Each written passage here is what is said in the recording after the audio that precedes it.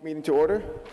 Adequate notice of this meeting has been provided by posting on the bulletin board in Village Hall, by mail to the Ridgewood News, the Record, and by submission to all persons entitled to same as provided by law of a schedule, including the date and time of this meeting. Roll call, please.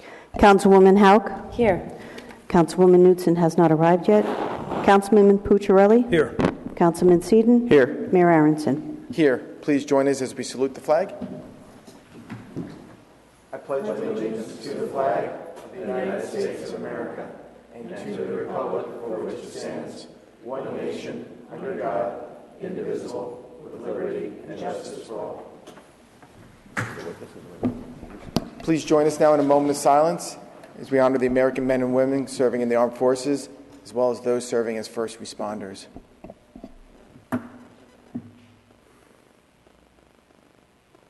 Great. Thank you very much. Good evening, everybody. Welcome.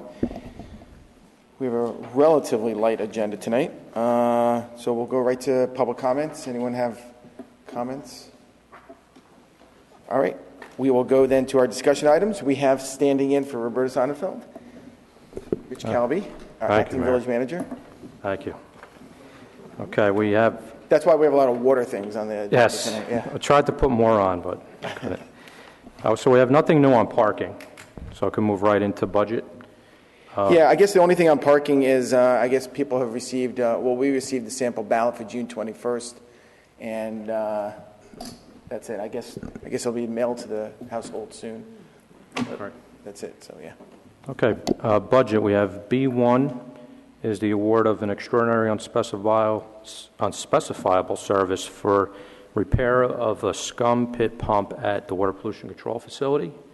This is necessary to maintain removal of the scum in the pit. Otherwise, it could cause stoppage in the plant. It's in the amount of $2,940 for Universal Electrical Motor Service, Inc. The alternative was to buy a new pump, which would have cost $10,000. So this is a good thing, good savings. Great. Any questions? Any questions? So it's a rebuild, a rematch? Yes. Anything else? Okay, item B2 is the award of a new contract for pipe appurtenances and service materials for Ridgewood Water. These materials are necessary to facilitate repairs and replacements to the water system. We have a similar contract that we are currently utilizing that ends on the end of July of this year. So this award will be for the balance of this year and all of 2017. There were 3 bidders. The award is by category, with the exception of hydrants, which we awarded by item, based on the lowest price. So you have the full listing here of all the prices. So all 3 bidders got various awards. Waterworks getting the majority based on their low bid. Mm-hmm. Great. Any questions or comments? All right. Okay. Next item, B3, contract for animal control services and waterfowl management. The vendor here is Tyco. This is a professional service because they're a licensed animal control company. It's in the amount of $31,200. $26,250 of that is for animal control services, and the other balance of $4,950 is for the waterfowl management, which essentially is the keeping the geese out of the parks. The head of the health department compared this to what the county would charge. Their quote was $31,750, but that didn't include waterfowl management. So the Tyco contract is a savings. Okay. Any questions, comments? All right. Okay. Moving on, we have change order number 1 for the furnishing and installation of control valves of various locations. This was a contract that was awarded in November to CFM Construction in the amount of $275,000. This change order is for $6,900 to complete additional work at 2 of the facilities. It results in a 2.5% increase to the contract. Any comments? All right. Next item is the final additional award to Waterworks for the current pipe appurtenances and service material contract. This will be the final amount to carry this contract through to its closure this July, and then the new contract will begin. This is in the amount of $79,000, which is anticipated for what we will need to carry us through until that point in time to make any repairs or replacements. Okay. Any comments? No. All right. Okay, now on to something that's not water, but is related. This is the refunding bond issue. This is item B6.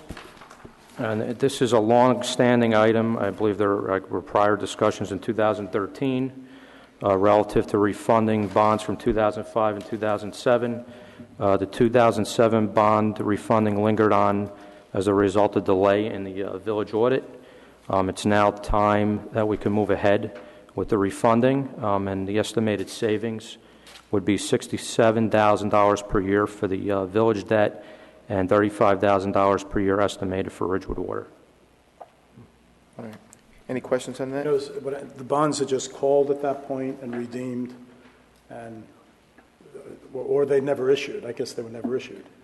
I believe that's, I don't know exactly. I just wanted to ask you. Thank you. I'm still getting up on speed on that end of things. They haven't been called. I guess they haven't been issued, maybe. Correct. More likely, they haven't been issued, so they're not going to be called. Yeah, McManaman Scotland Bond Council will handle the new refunding. Any other questions on that? Thank you. Nothing under policy. The next item is under operations. D1 is authorizing mailing of estimated third quarter tax bills. According to the CFO, this is essential to maintain cash flow. The fourth quarter bills will be adjusted based on county taxes and any funding that we happen to get from the state in aid to the taxpayers. All right. Managers report. Okay. You actually have a manager's report. Yeah, I do. Yes. I kind of broke it into some categories to maybe help describe. Water, and more water. Now, let me start with some current issues. I guess the last meeting or two, you talked about A-frame signs. Yes. So I have an update on how that's going. So far, there's only been 4 applications filed. 3 were approved. 1 was denied. There's another 5 that we know are out there that should be coming back shortly. But besides that, in terms of issues, there are 10 other establishments that have A-frame signs out that didn't come out and take an application to get a permit. So code enforcement is going to go out and notify those owners, remind them that they need to take out the permit, post the necessary. Some of the folks may not be aware of the new process and procedures. So, yeah. Yes. Good. So they'll remind them of that, and if we get everybody in compliance and have a good pilot moving forward. The next item was relative to a question that came up from a member of the public at the last meeting about bulk pickup. The request was to consider moving bulk pickup to Mondays as opposed to the current schedule, which has it on alternating Wednesdays based on what part of the town you live in. We evaluated this, both the sanitation team, public works team. I provided some bullet points to the village manager. I believe she emailed the council on May 13th. Relative to that, just in terms of summary, the highlights, we felt it wouldn't be feasible for a couple reasons. It's going to alter the amount of time between garbage pickups, particularly over weekends. It would go from 4 days to 5 days, because currently you have West Side being picked up on Monday and East Side on a Tuesday. That would then move to Tuesday and Wednesday, with their last respective pickups being Thursday and Friday of the week. So that would create a big problem in the summer with the heat, with the garbage being out there an extra day. Additionally, what it would do is lessen the duration that's currently between pickups, so that the pickup days only have 2 days between them. So there wouldn't be a lot of garbage in that second pickup. Whether or not there's other alternatives down the road to consider, I think maybe involves a bigger discussion, but for right now it doesn't appear to be feasible. The next point of information I put on the topic of engineering and public works. Many of you know paving of the field track is complete. In addition to that work, we're getting in line for this year's paving. Bids came in last Thursday.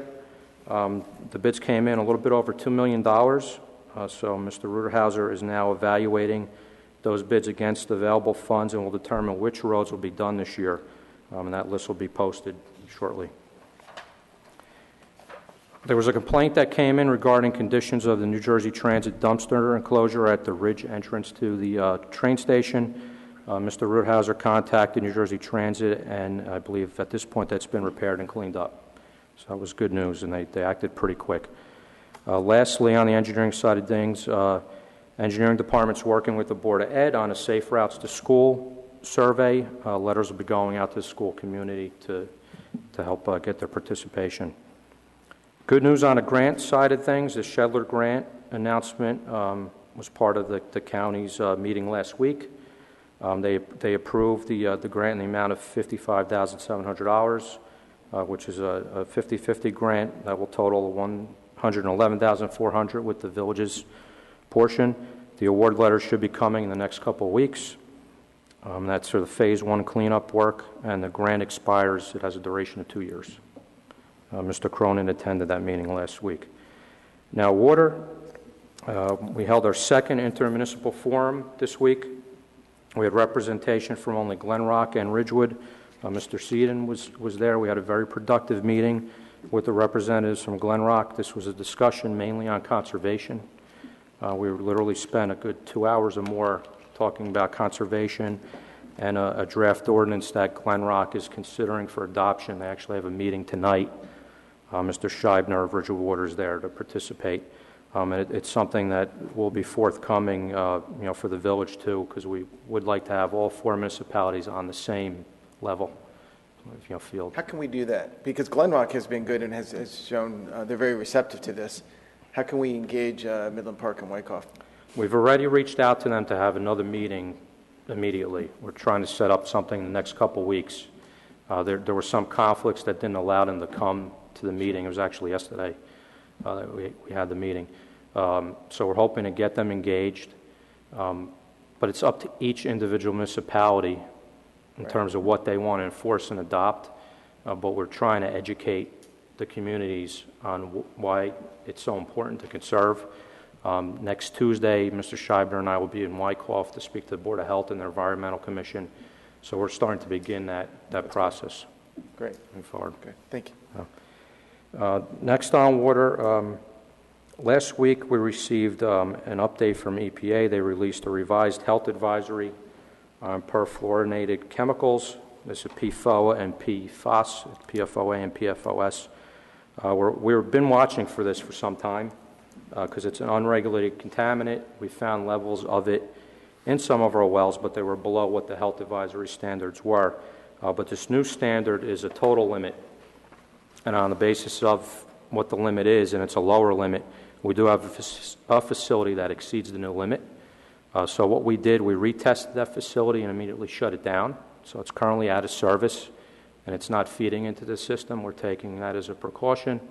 Once we get the results back and hear back from the Department of Environmental Protection, we'll then determine what course of action we need to take in terms of whether or not we have to treat the water or provide some type of blending so that it lowers the concentration of the contaminant before it goes out to our customers. Can I ask a question now? Yes. Okay. So the PFOAs and whatnot, I remember when that article came out in the Bergen Record, 4 months ago or something, and it listed all the municipalities and what their scores were, and Ridgewood was actually low. We were better than almost all the other municipalities. But that doesn't mean that we don't have to monitor the levels and that an unacceptable level is unacceptable. It's just, I wonder why ours is lower than other municipalities. And if you found it in this, you found it in one well that has to be treated? One treatment facility. One treatment facility. We've now isolated each well and taken tests to determine if it's from one or multiple wells in that facility. Hopefully it's just one, and then we can just keep that off and turn the rest of the facility on. And this Teflon-like material is found in food as well as in water. I mean, it's almost everywhere in our environment. I think I was quoted in the record saying it's in a lot of stuff. It's in the coatings on coats, carpets, furniture. Right. The PFOS end of it is an emulsifier. It's in firefighting foam. It's in circuit boards. So there's a lot of things that contain these chemicals over time that are still probably out there in the environment, and part of what people are using. They found their way, unfortunately, into the water system. It surprised me in communities that aren't industrial like ours, and then Fairlawn was pretty high. I guess because it's more industrial, they have more stuff coming out. That's the toughest part, to figure out where it came from. Mm-hmm. You know, in several other states, it was easier for them to figure out because they were by a DuPont manufacturing facility. It was the major manufacturer of Teflon and other type of products that contain these chemicals. You know, but for us, I think it's just a byproduct of the use in our area. You know, it's a non-soluble contaminant, so it's probably run off of vehicles driving in the street, you know, people walking in the street, and, you know, with that repellent on their clothing. And it just slowly made its way down to the aquifer. Thank you so much. Thank you. The last category is events and important dates, and then I think I'm done. We had Touch a Truck on May 12th. Great success, thanks to all the village staff who participated. There were over 1,000 children present. It was quoted as a 25% increase from last year. So many smiles and thank yous and good times by the attendees and staff. It was my first Touch a Truck, and it was unbelievable. Memorial Run is coming up. It's set to go. I believe the first race is off at 8:15 in the morning. Let's hope for good weather. Hope it's not like today. It's a little too hot. Grade and Pool is filling up as we speak. It'll be open on June 4th. And Health Barn Neighborhood Open House is scheduled for Tuesday, May 31st, between 6 and 8 p.m. This is an invite-only event. It went out to 87 residents that are within 200 feet of the property to invite them to come in and see that establishment and ask any questions that they have. And with that, I am done. Great. Excellent Thank you. village manager's report. Albert? Thank you, Mayor. Along with Jane Shinazuka, who I see in the audience, I had the privilege of attending the Ridgewood Arts Council meeting last Thursday. And that meeting was, really encouraging, because the Arts Council now that it has gained some traction is working with the Ridgewood Guild, working with the Chamber of Commerce, co-sponsoring events, and finding ways to feature artists who have already been identified by the Arts Council in some of the events like Shakespeare in the Park and so on. So I'm really proud of what Linda Bradley and Justine Kaufman, and I shouldn't have said that because now I should name all of the members, Jane Shinazuka, of the Arts Council have done.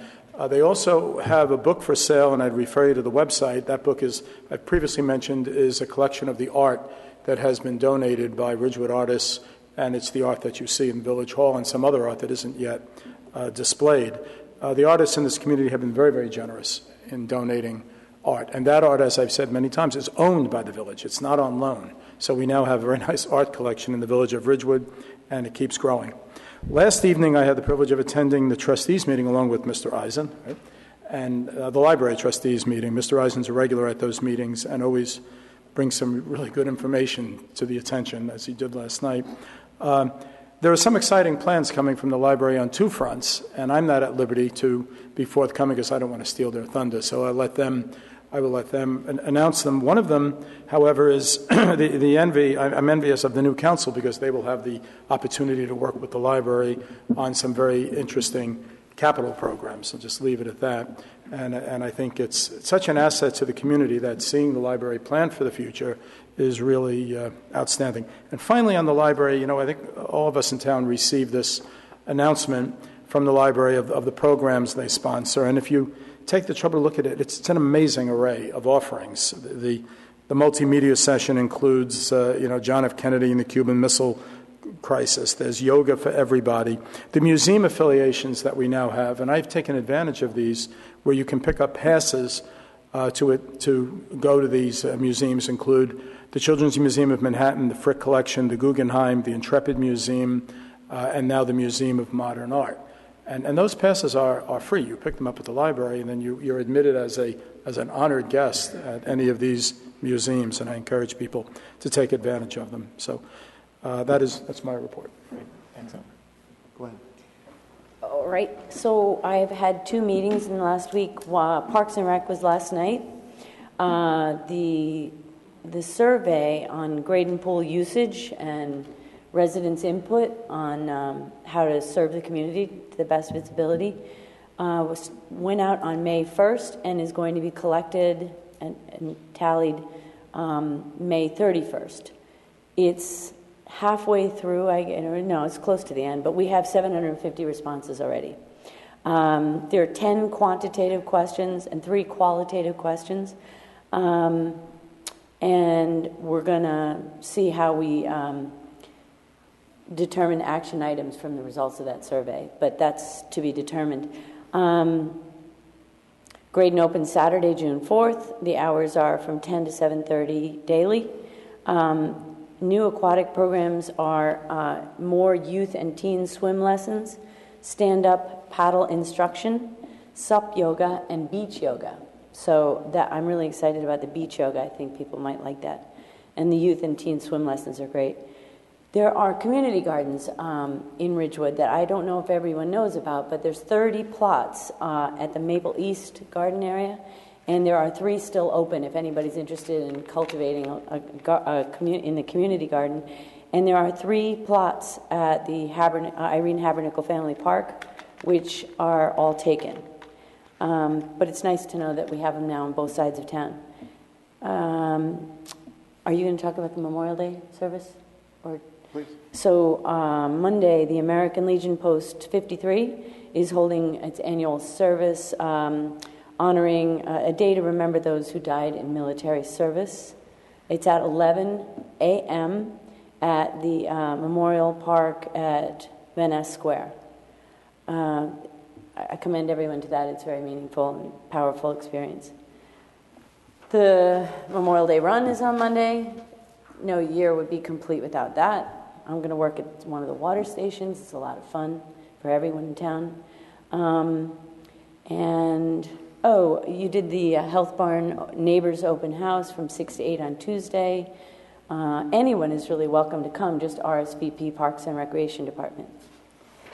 Financial Advisory Committee was at the end of last week, and one thing they'd like to do is recommend having our annual report done in June. We typically do it in January, but the discussion was that it's kind of good to do a review of the annual budget and suggestions going forward into the next year. So if it's possible for them to come present to the council before the month of June is over, they would like to make that their annual presentation date. We talked about the infrastructure upgrades recommendations that came from the consultant, which I don't think the council has seen. I haven't seen it, but Charlie DeMarco, who's on the Financial Advisory Committee, did see it and brought some of the points to our attention. And we thought the Financial Advisory Committee would like to continue to stay involved in right-sizing facilities and doing cost-effective things as the council moves forward with looking at facility upgrades.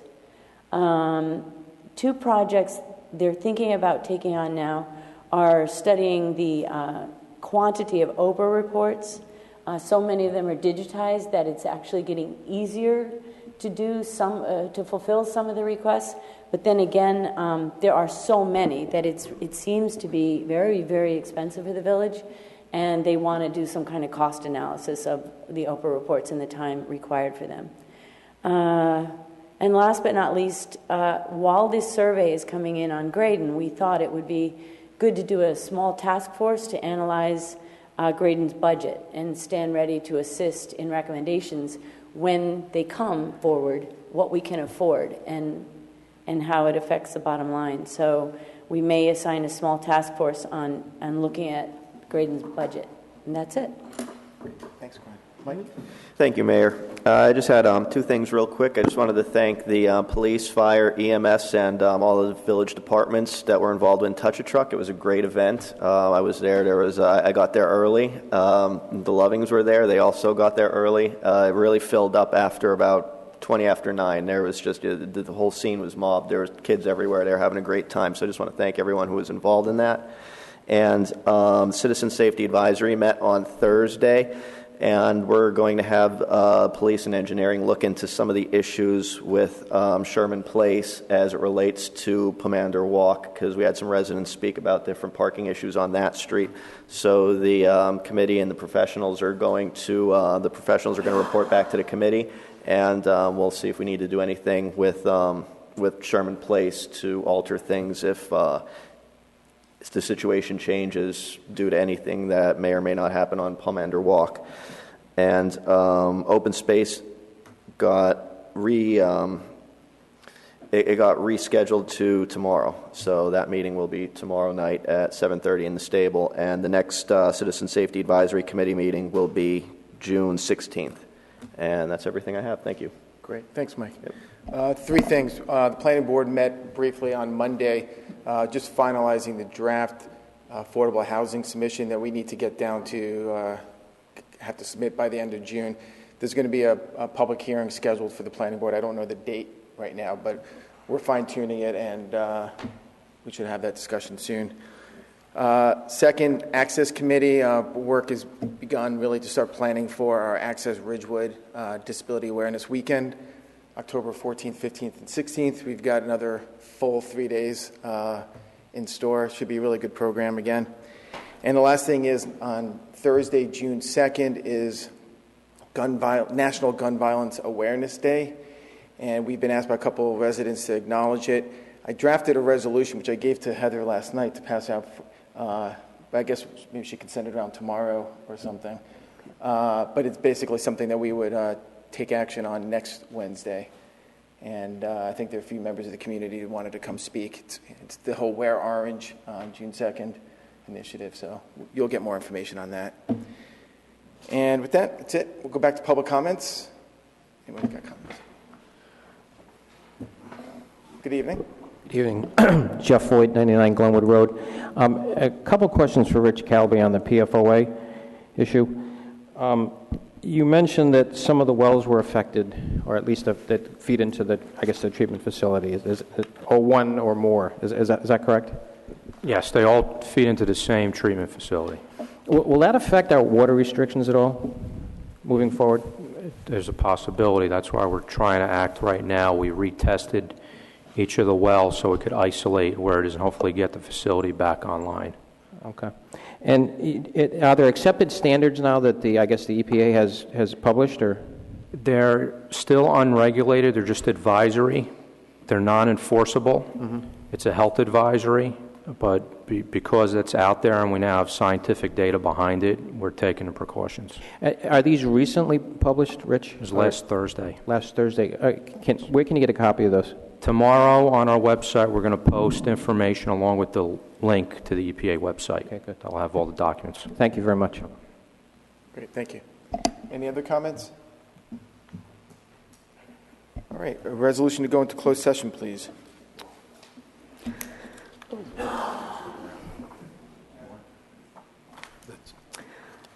Resolution 16-143.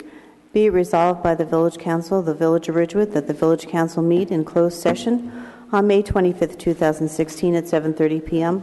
or as soon thereafter as the matter on the agenda can be reached, and that said closed session be held in the caucus room on the 4th floor of Ridgewood Village Hall, 131 North Maple Avenue, Ridgewood, New Jersey. Be it further resolved that the matters to be discussed in closed session are limited to in legal matters to include Valley Hospital CRR lawsuit related to Valley Hospital, multifamily housing lawsuit filed by CBR. These matters are allowable under NJSA 10:4-12 as sec. Be it further resolved that the minutes of this meeting shall be made available to the general public when such matters have been deemed completed by resolution of the Village Council. So moved. Second. All in favor? Aye. Any opposed? This is a record, maybe. Me.